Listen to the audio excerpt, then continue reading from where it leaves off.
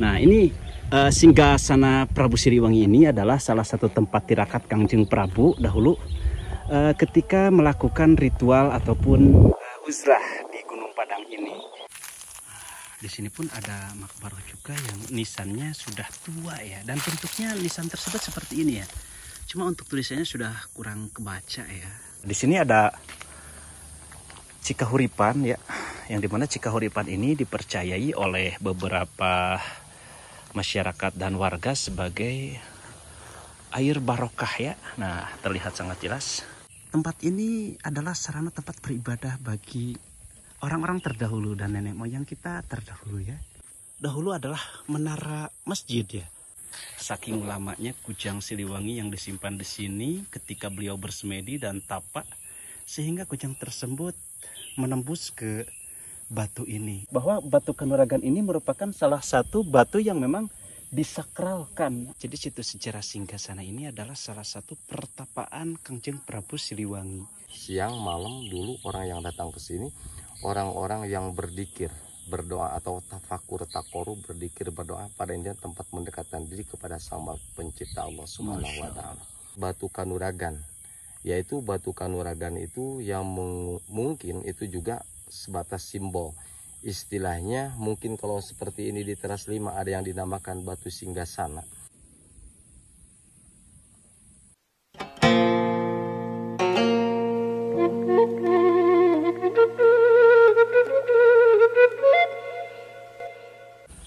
Assalamualaikum warahmatullahi wabarakatuh. Salam santun, salam rahayu untuk baraya ahli riwayat dimanapun Anda berada. Saat ini saya sedang berada di Gunung Padang dan akan mengedukasi sekaligus memperlihatkan kepada baraya AR dimanapun Anda berada perihal situs megalitikum Gunung Padang, yaitu megalitikum tertua di dunia. Oke, gaskeun.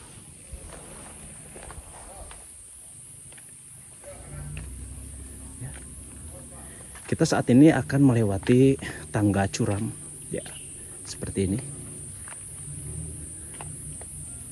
Tangga ini merupakan salah satu tangga utama yang memang bisa baraya lihat. Melewati tangga ini memerlukan fisik yang memang benar-benar kuat ya, karena memang sangat curam sekali, apalagi setelah di atas sana. Nah, adapun tangga yang ini, sebenarnya tangga ini itu akses kedua, biasanya tangga untuk jalur pulang. Cuma untuk lansia dan juga para orang tua, saya sarankan menggunakan tangga ini saja, karena lebih safety dan lebih aman ya. Oke, untuk jiwa muda silahkan menggunakan tangga yang ini. Oke.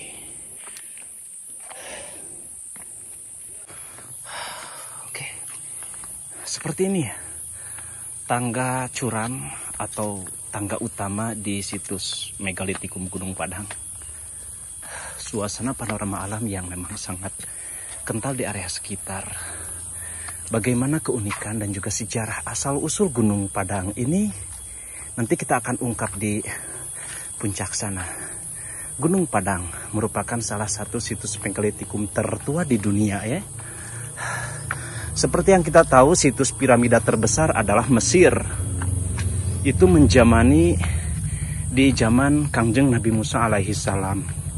Dan konon katanya di situs Gunung Padang megalitikum ini, jauh sebelum Mesir ada, Gunung Padang ini sudah ada ya baraya ya. Wallahu a'lam. Oke, nah seperti ini ya tangga yang akan kita tempuh menuju ke puncak Gunung Padang Cianjur. Wow, keren ya. Ya.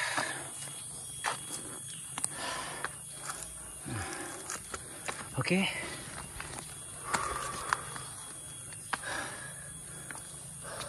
Wow. Ya, untuk para orang tua atau lanjut usia tidak disarankan untuk menggunakan tangga yang ini, karena memang aksesnya begitu curam ya. Untuk fasilitasnya pun memang safety, tapi harus hati-hati. Karena ketika sesuatu yang tidak diinginkan terjadi, itu adalah sebuah tanggung jawab dari pihak pengurus. Maka dari itu kewajiban kita untuk bisa lebih menjaga keamanan. Oke, kita sudah hampir sampai menuju ke puncak Gunung Padang ya. Oke. Suara alamnya sangat kental dan alami ya.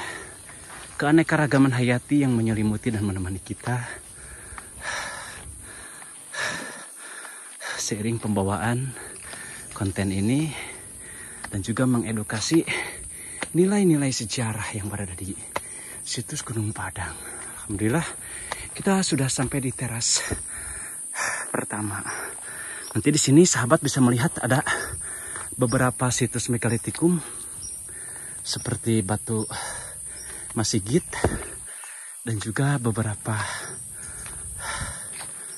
situs-situs lainnya ya. Oke.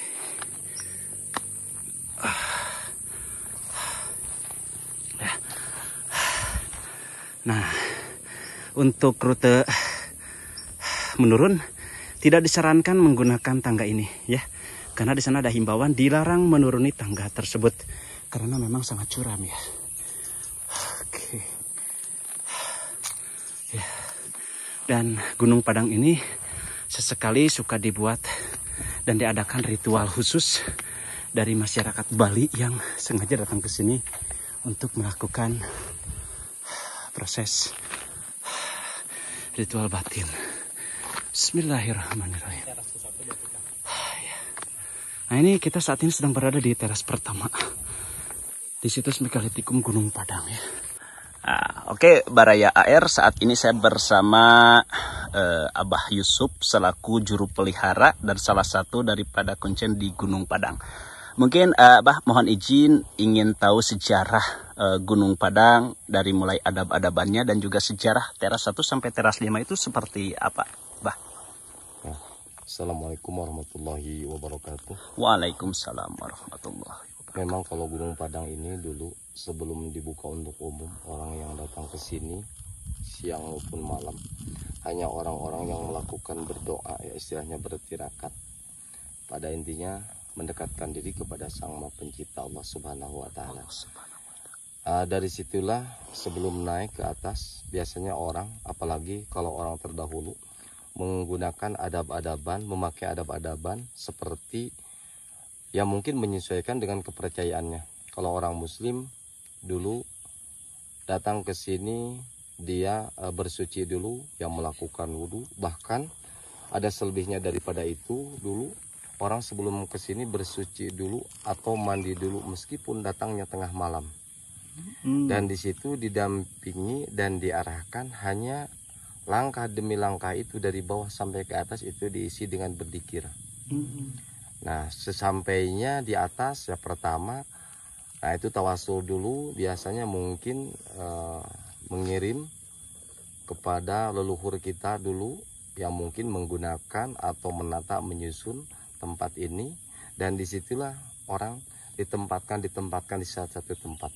Nah itu ya pada intinya siang malam dulu orang yang datang ke sini orang-orang yang berzikir, berdoa atau tafakur takoru, berzikir berdoa, pada intinya tempat mendekatkan diri kepada Sang Maha Pencipta Allah Subhanahu wa taala. Nah di situ makanya dari sini ada 5 teras. Ada teras pertama, ada teras kedua, ada teras 3, ada teras 4, ada teras 5. Dan di teras pertama itu terletak ada yang dinamakan Gunung Masigit. Ya, Gunung Masigit itu konteksnya mungkin orang dulu udah mengenal ketuhanan di waktu itu atau Sang Maha Pencipta. Cuman mungkin bilangnya ya mungkin sesuai di waktunya waktu itu. Iya. Nah itu. Lalu di teras 2 juga ada yang dinamakan Batu Lumbung, ya bentuknya agak bulat tengkurap.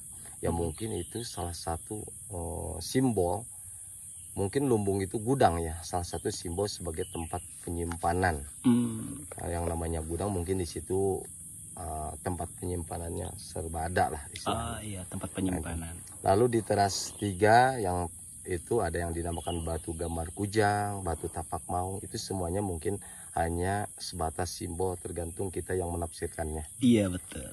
Lalu di teras 4 ada yang dinamakan batu kanuragan, yaitu batu kanuragan itu yang mungkin itu juga sebatas simbol. Istilahnya mungkin kalau seperti ini di teras 5 ada yang dinamakan batu singgasana. Jadi orang dulu ya mungkin kalau disesuaikan di pemerintahan, sebelum menjadi seorang pemimpin itu harus mumpuni berbagai ilmu kemampuan. Betul. Nah itu makanya di situ dibilang orang dulu menyebut batu kanuragan atau batu pengujian.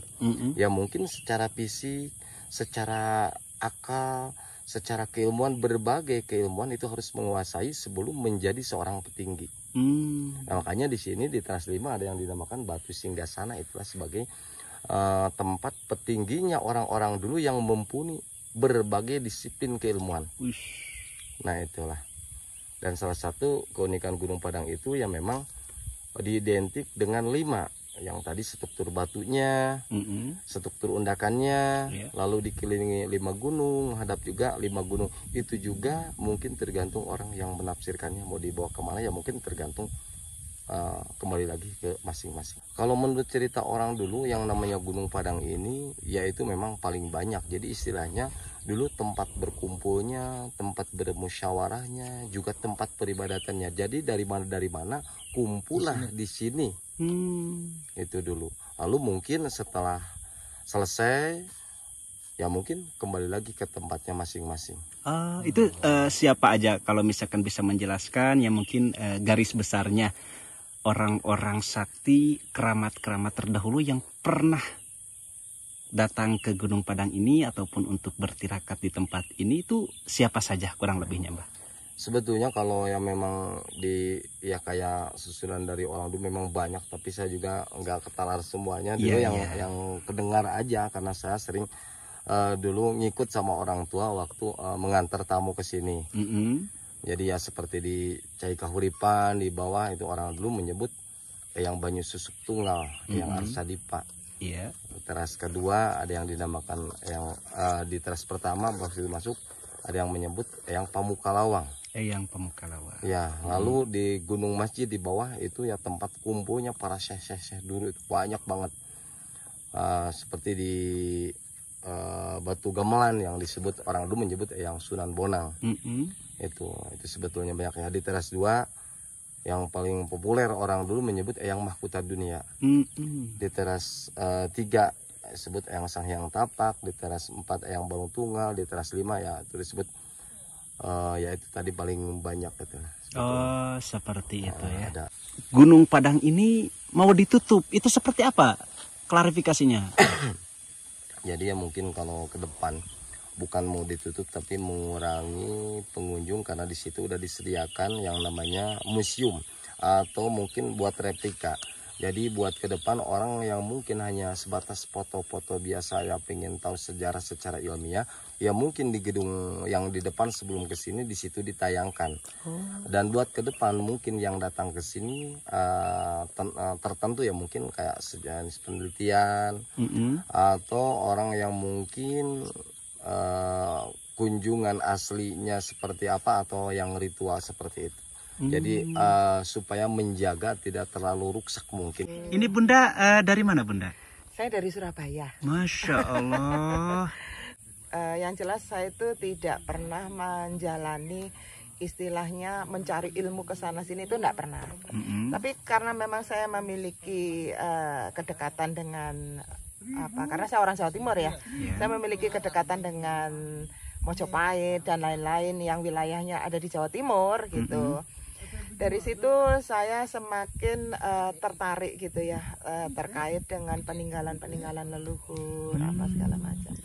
Karena ternyata itu peninggalan leluhur itu harusnya jangan hanya sekedar menjadi wisata, tapi itu juga menjadi literasi bagi kita untuk menjalani kehidupan di masa yang mendatang. Karena pasti akan ada nilai-nilai yang kita dapatkan pada saat kita sedang tadabur di tempat-tempat peninggalan leluhur. Subhanallah. Gitu.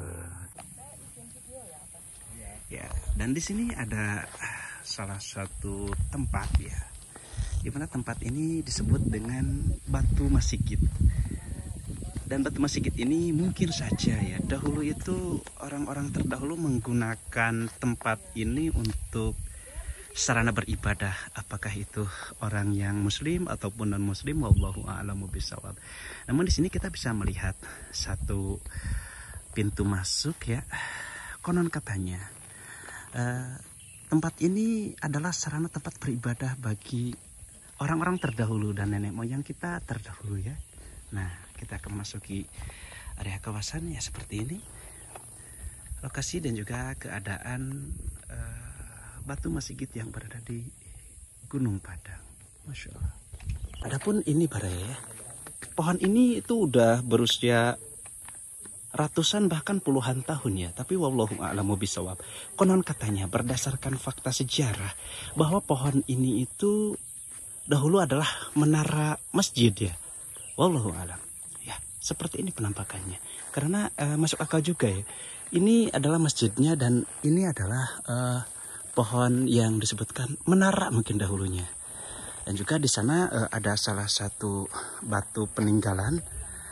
Dan memang tidak boleh duduk di atas batu-batu ini. Nah, di sini ada banyak panduan, dilarang mengangkat, menggeser batu, merubah dan juga makan-makan di area situs.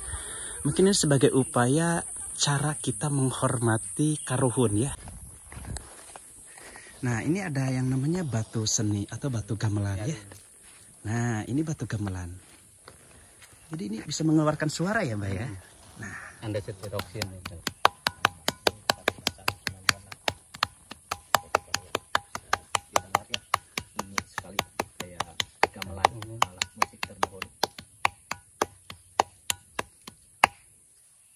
seperti yang sudah dipraktekkan oleh Abah Denny ya, selaku juru pelihara yang berada di situs Gunung Padang. Jadi batu gamelan ini atau gamelan stone merupakan salah satu batu yang keunikannya bisa mengeluarkan suara ya. Nah, bisa kita lihat ya, seperti ini ya. Kayak gini baraya.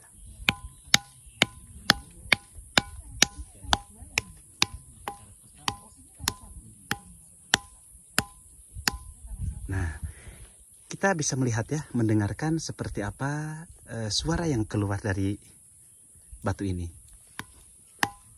Nah, bedakan dengan batu ini. Nah, jadi kalau misalkan untuk orang-orang yang ahli bisa memainkan musik-musik dari batu ini. Mungkin batu ini dahulu dipergunakan oleh karuhun-karuhun terdahulu untuk hiburan mungkin ya. Wallahu a'lam. Nah, di teras satu ini ada salah satu batu yang memang sangat unik dan disakralkan ya oleh sebahagian warga.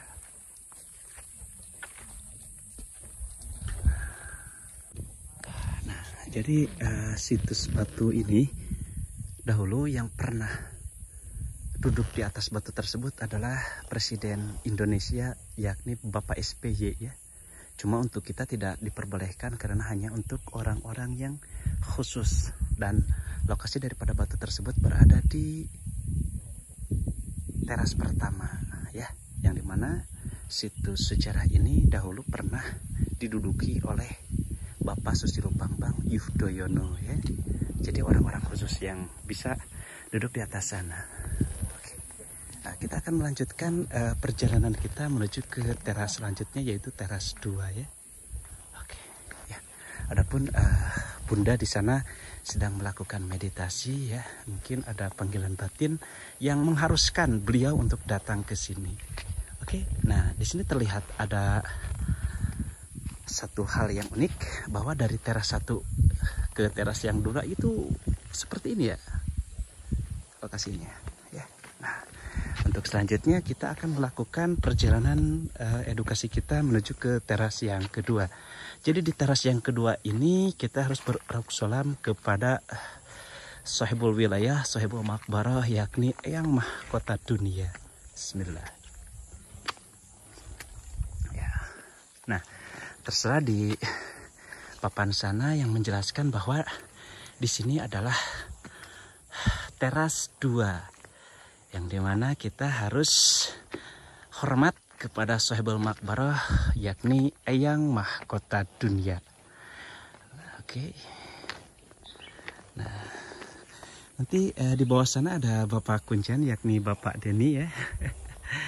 Nah, kita akan melihat di area situs sejarah yang kedua, yaitu teras 2, ada yang namanya Eyang Mahkota Dunia. Nah, di sini ada tulisan pula yang memudahkan kita ketika mengedukasi salah satu tempat sejarah, salah satunya di Gunung Padang. Di sini tertera Ki Menyan ya. Nah, kita saat ini sedang berada di teras 2. Yang gimana teras 2 ini terlihat sangat jelas ya. Nah, itu teras pertama, dan ini yaitu teras kedua. 1, 2, teras 3, teras 4, dan yang terakhir adalah teras 5. Nah, oke. Setelah di teras 1, kita sedang berada di teras 2. Ini yang bilang tadi saya tuh pas lumbungnya ini, Bu. Jadi kalau mau berenang di sini boleh, buka alas kaki boleh. Ya, Anda rasakan dulu energinya. Nah, ini bau kemenyan, Baraya. Ini bau kemenyan. Makanya disebutkan Ki Menyan. Pohon ini ada 2 ya. Ada 2 pohon ya. Dan disebutkan sebagai pohon Ki Menyan. Nah, ini salah satu batu ataupun situs sejarah yang memang untuk beberapa masyarakat dan tamu undangan bisa bersemedi ataupun bertafakur di tempat ini ya. Cuma adab-adabannya harus berkata yang baik-baik dan hanya untuk bersemedi saja. Dan untuk orang-orang yang memang ingin bersemedi di tempat ini, monggo gitu ya. Di tempat inilah lokasinya. Karena di tempat ini langsung berhadapan dengan alam ya. Seperti yang kita saksikan Bunda dari Surabaya yang sedang bersemedi ya.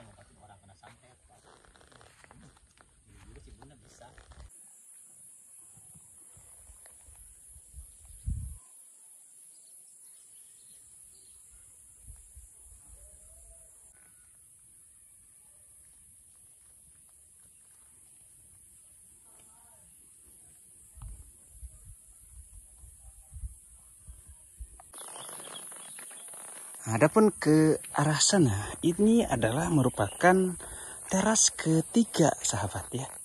Di teras pertama ada situs sejarah Batu Masigi, dan juga di teras kedua ada Mahkota Dunia. Dan kita akan melanjutkan perjalanan ke teras 3 ya. Nah, ini teras 3 nih. Ini teras 3 ini ada beberapa sosok dan juga penampakan daripada batu kujang dan tapak maung ya. Nah, konon katanya di teras 3 ini adalah tempat bersemedi dan juga petilasan dari Eyang Prabu Siliwangi, sahabat. Nah, oke.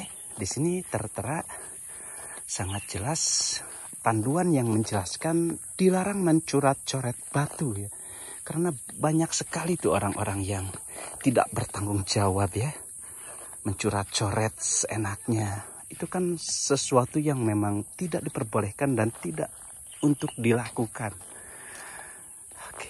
Nah, di sini ada batu tapak maung atau tapak maung stone. Stone ini adalah batu. Artinya itu batu ya.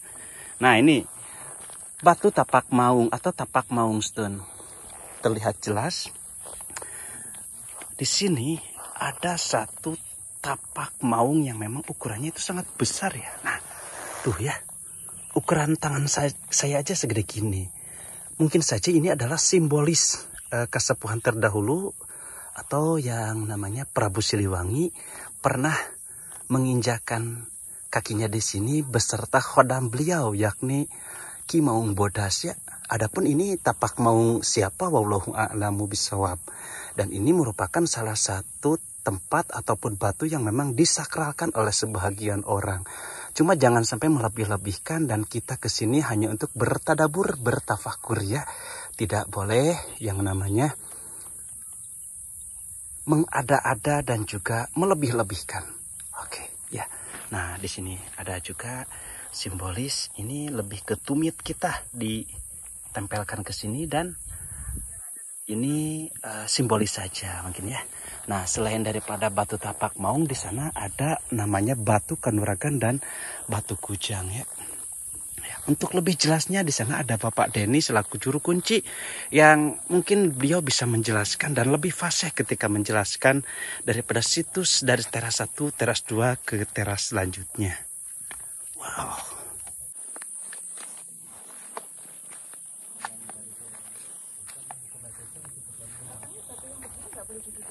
Kalau ini mah memang untuk duduk ya. Ini untuk kursi dan memandang pas arah Gunung Gede. Oh gitu. Berarti ngambilnya dari sana kali ya? Dari sana. Kalau mau dipoto dari sini dulu boleh satu kali. Dari sana satu kali. Ini sekarang mah lagi ada kabut. Dari belakang.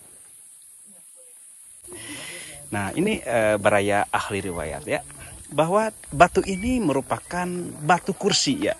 Batu kursi ini langsung menghadap ke Gunung Gede.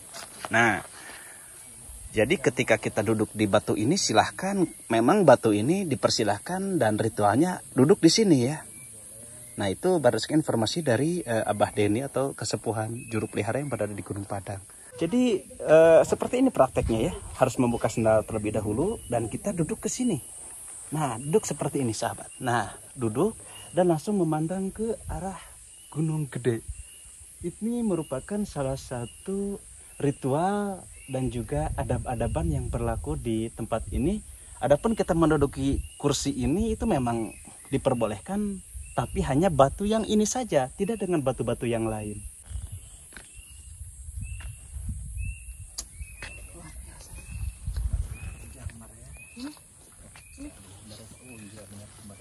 Jadi berbentuk kujang ya. Iya.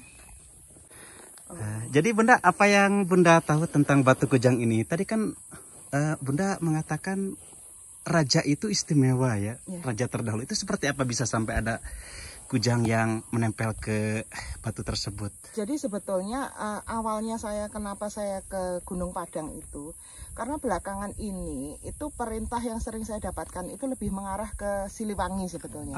Gitu. Makanya saya belakangan ini lebih banyak menelusuri tentang Prabu Siliwangi. Nah, salah satunya mengarah ke sini, panggilannya itu mengarah ke sini. Setelah saya datang ke sini dan saya rasakan energi yang ada di sini, ini ternyata yang saya dapatkan tadi bahwa ini adalah bekas tempat kujangnya Prabu Siliwangi yang saya dapatkan ya Mas, walau alam ya, walau alam. Bekas tempat kujangnya Prabu Siliwangi. Jadi pada saat yang saya dapatkan gambarannya tadi, pada saat Prabu Siliwangi itu sedang bertapa di sini, kujangnya itu ditaruh di sini. Nah, saking lamanya, ini kujang ini bisa sampai ambles ke batu ini, kayak ngecetak gitu ya, kayak ngecetak gitu loh. Saking saktinya itu. Itu gitu. Jadi pada saat Prabu Siliwangi itu bertapa, kujangnya tetap ada di sampingnya. Saking lamanya mungkin dan istimewanya kujang Prabu Siliwangi sehingga membekas ke batu tersebut. Betul, itu yang saya dapatkan ya tadi ya. Tapi kembali lagi walau alam. Ini sahabat ya, ada satu hal yang unik. Nah ini terlihat jelas. Ini batu tapak kujang ya. Jadi batu kujang ini memang informasi yang saya dapatkan dan juga pemaparan dari Bunda yang dari Jawa Timur itu Surabaya. Jadi kujang Siliwangi itu disimpan di sini. Saking lamanya beliau bersemedi tapak di sini sehingga kujangnya tersebut merembes seperti ini ya. Dan menyisakan seperti simbol kujang seperti ini. Tapi wallahu a'lamu bishawab ya. Ini hanya sebahagian daripada pendapat dari beberapa orang yang menafsirkan bahwa batu kujang ini merupakan kujang Siliwangi yang langsung merembes ke batu. Saking lamanya gitu kan bersemedi di sini. Masya Allah. Nah ya, terlihat sangat jelas batu kujang atau kujang stone. Saking lamanya kujang Siliwangi yang disimpan di sini ketika beliau bersemedi dan tapak, sehingga kujang tersebut menembus ke batu ini. Itu saking lamanya ya. Mungkin kalau dahulu itu Siliwangi ataupun Kangjeng Prabu Siliwangi lama bersemedi di sini dan menyimpan kujang tersebut di batu tersebut, sehingga menjadi simbolis bahwa beliau pernah bersemedi di Gunung Padang. Salah satunya adalah peninggalan kujang stone atau batu kujang tersebut. Seperti ini gambarannya ya. Masya Allah. Nah, lokasi ini merupakan lokasi teras 3. Nanti kita akan melanjutkan ke teras 4 yang berada di arah sana ya. Setelah teras 4 nanti kita akan masuk ke teras 5 ya. Masya Allah, tabarakallah. Nah, di teras 4 sana ada yang namanya batu Kanuragan ya. Nah, di teras 4 ini kita akan menemukan salah satu batu sejarah atau batu yang memang disakralkan, yakni batu Kanuragan. Konon katanya batu Kanuragan ini memang sudah dicoba, tapi karena situs yang sudah resmi tidak boleh mengangkat atau menggeser, itu sebagai bentuk adab ya. Nah, ini adalah batu Kanuragan. Seperti apa sejarah dan juga mitosnya nanti kita akan dengarkan dengan juru kunci, karena batu Kanuragan ini merupakan salah satu batu yang memang disakralkan dan harus informasi yang valid atau informasi yang sebenarnya. Batu Kanuragan atau Kanuragan Stone, bahwa batu Kanuragan ini merupakan salah satu batu yang memang disakralkan oleh beberapa warga dan juga masyarakat. Adapun orang yang punya niat tidak baik dan ingin menguji kemampuan dengan keilmuannya, ketika memasuki area kawasan batu Kanuragan ini semuanya netral, tidak berfungsi sama sekali. Masya Allah, tabarakallah. Wallahu a'lam. Nah, yang selanjutnya kita akan memasuki kawasan teras yang terakhir, yaitu teras 5. Nanti akan kita lihat seperti apa di teras 5 ini. Jadi di Gunung Padang ini unik ya, terdiri dan dikelilingi oleh 5 gunung dan juga ada 5 teras. Itu dimana seperti rukun Islam ada 5, sholat terdiri dari 5 waktu. Itu hanya sebahagian daripada pendapat saya, kehebatan dan juga keistimewaan dari angka 5 tersebut. Sholat terdiri dari 5 waktu, rukun Islam terdiri dari 5 rukun Islam. Dan di Gunung Padang pun ada yang namanya teras 1-5. Itu mungkin sebahagian daripada faktor alam, tapi hidup tidak ada yang kebetulan dan hidup adalah pilihan. Masya Allah.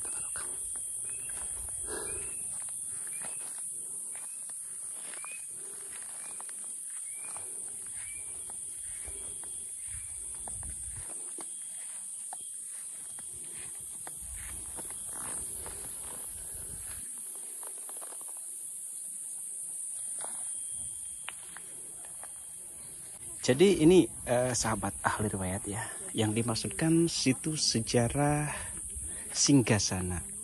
Jadi situs sejarah Singgasana ini adalah salah satu pertapaan Kangjeng Prabu Siliwangi. Wallahu a'lamu bishawab. Jadi seperti yang sahabat lihat, bahwa di tempat ini silahkan bisa untuk bersemedi juga. Dan ini merupakan salah satu tempat yang dimana Kangjeng Prabu Siliwangi dahulu bertirakat di sini atau bersemedi di tempat ini. Makanya disebutkan tempat situs sejarah Singgasana. Nah, Singgasana ini memang luar biasa sekali histori dan juga sejarahnya. Adapun di arah sebelah sana ya. Nah, setelah melewati Singgasana yang berada tepat di hadapan kita, di sini ada salah satu siloka. Wallahu a'lamu bishawab, panggegah ataupun ahla goib yang berada di sini. Ini merupakan salah satu petilasan Sunan Ambu. Dan ini merupakan salah satu petilasan dari Sunan Romo. Yang artinya itu adalah sebuah keramat yang sebenarnya adalah orang tua. bahwa tidak ada yang melebihi kekeramatan selain daripada orang tua kita, yang dimana kita harus menjunjung tinggi, menghormati, mentaati, dan menyayangi kepada orang tua ya. Ridhollahi fi ridho walidain. Ridho Allah terdapat di ridho orang tua. Nah, ini merupakan salah satu siloka ataupun petilasan untuk kita supaya kita bisa lebih mencintai dan menyayangi orang tua. Nah, mungkin tidak semata-mata karuhun dahulu memberikan salah satu nama dan juga gelar-gelar tersebut angin untuk contoh buat generasi-generasi selanjutnya. Masya Allah, tabarakallah ya. Dan seperti ini penampakannya petilasan dari Sunan Ambu atau bermakna Sunan Ibu. Dan yang kedua ini merupakan salah satu petilasan daripada Sunan Romo ataupun Rama. Rama itu artinya bapak. Makanya Ambu dan Romo itu adalah kedua orang tua kita yang harus kita sayangi, yang harus kita hormati. Ya. Adapun ini merupakan salah satu singgasana yang dimana tidak diperbolehkan untuk pengunjung makan dan juga berbuat yang tidak semestinya. Harus selalu hormat, santun, dan beradab tentunya ya. Masya Allah, tabarakallah. Oke, Baraya ahli riwayat. Di sini saya akan menjelaskan sedikit. Ya, di sini merupakan salah satu petilasan Sunan Ambu atau Sunan Ibu dan juga Sunan Romo. Ini merupakan salah satu siloka bahwa kita itu harus bisa mencintai dan menyayangi orang tua, menghormati kepada orang tua, dan keramat yang sebenarnya adalah orang tua yang insya Allah banyak keberkahan untuk kita dengan cara kita santun kepada orang tua kita. Oke, Baraya AR, saat ini saya sedang berada di area Makbaroh Eyang Hadiwinata, dan di sini terlihat satu tanggul yang bertuliskan bahasa Arab. Ya, di sini untuk Baraya AR dan juga saudara-saudara yang mengerti dengan tulisan ini, silahkan komen di kolom komentar.